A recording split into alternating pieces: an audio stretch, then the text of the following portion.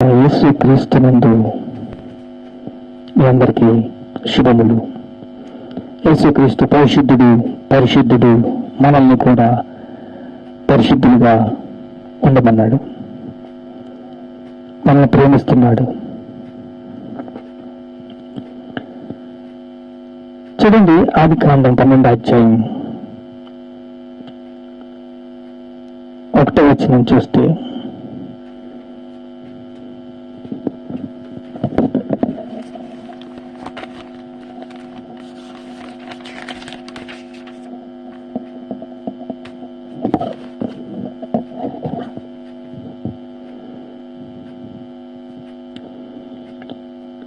నేను నిన్ను ప్రతిష్ఠించాను, నువ్వు వెళ్ళాలి.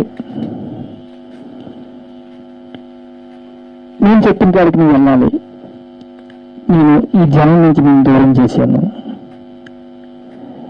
ఈ జనాంగం నుంచి నిన్ను దూరంగా చేశాను కాబట్టి నువ్వు వెళ్ళాలి.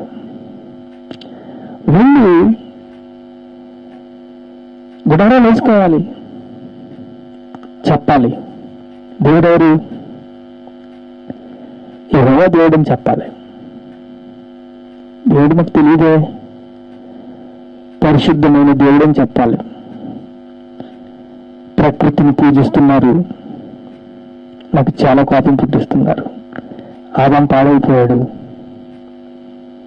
నువ్వు కూడా వెళ్ళకపోతే షేతు నుంచి ఏదో కొంచెం అక్కడక్కడ ప్రార్థన చేస్తున్నారు, నా నామం ఎవరికి తెలియదు, నువ్వు చెప్పాలి అబ్రహాం అంటే వెళ్తానయ్యా. చిన్న తండ్రి పని నేను చేసుకుని వెళ్తాను అని చెప్తున్నప్పుడు ఎవరు? అబ్రహాము బయలుదేరాడు, వెనకాల లోతు వస్తున్నాడు.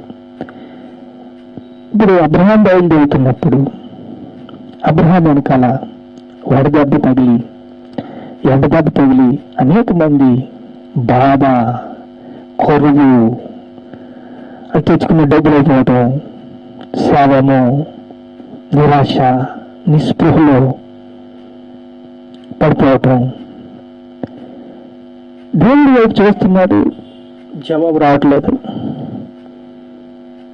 కానీ దేవుడు మాట చెప్తున్నాడు. చూసుకోండి, మత్తయి సువార్త 16వ అధ్యాయం 18వ వచనం, పేతురు, ఈ బండ మీద సంఘం కడుతున్నాను, పాతాళ లోక ద్వారములు నిలవు.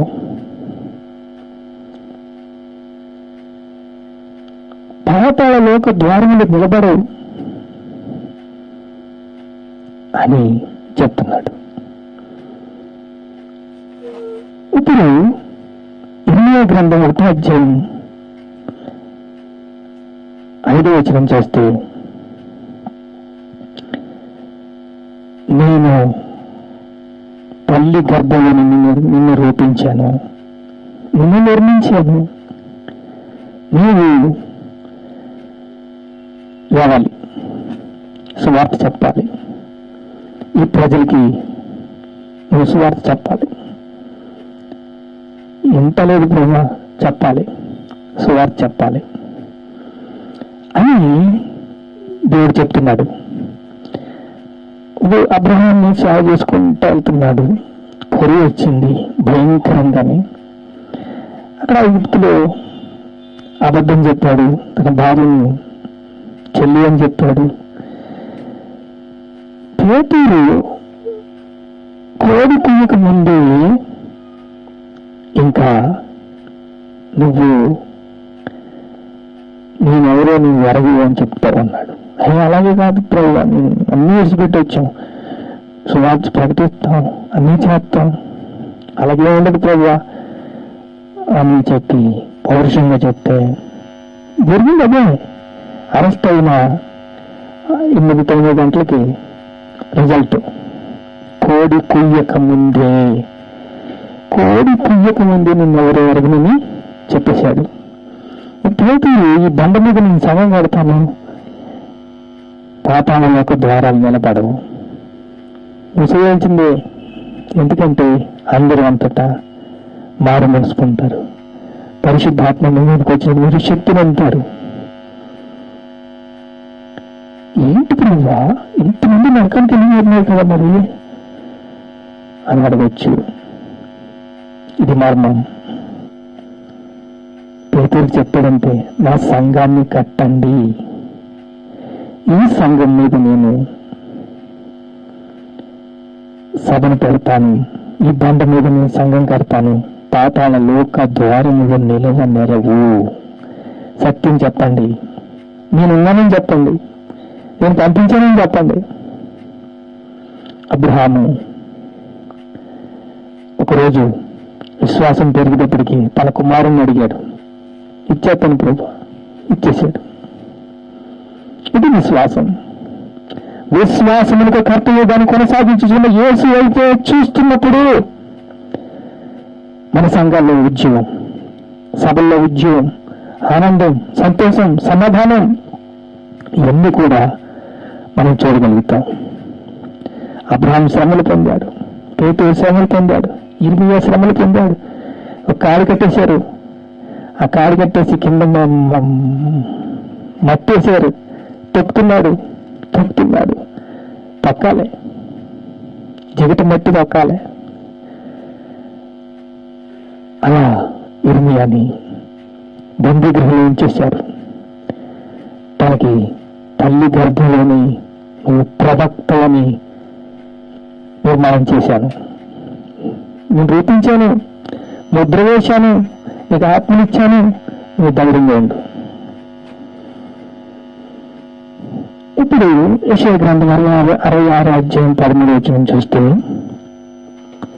తల్లి తన బిడ్డను ఆదరించినట్లు నేను మిమ్మల్ని ఆదరించాను. సాల్లో ఉన్న ఇర్మియా కావచ్చు, నేను కావచ్చు, మీరు కావచ్చు, సేవకులు కావచ్చు, అపోస్తులు కావచ్చు, డాక్టర్లు కావచ్చు, అందరిని కూడా తల్లి ఎలాగా ఆదరించిందో నేను మిమ్మల్ని ఆదరించాను. విగ్రహం లేదు, నేను ఇస్తాను, నేను మిమ్మల్ని ఆదరిస్తాను. ఆదరణ, శాంతి, సమాధానం. అబ్రహాం తన పని చేశాడు, విశ్వాసానికి కర్త అయ్యాడు, విశ్వాసానికి తండ్రి అయ్యాడు. భూలోకంలో ఏమిటితో పరలోకంలో ఎత్తుబడుతుంది ఇది చూడండి. భూమి నుండి ఏ ముక్తాయో పరమందు ఎత్తబడుతుంది, భూమి నుండి ఏం బంధిస్తాయో పరమందు బంధించబడుతుంది.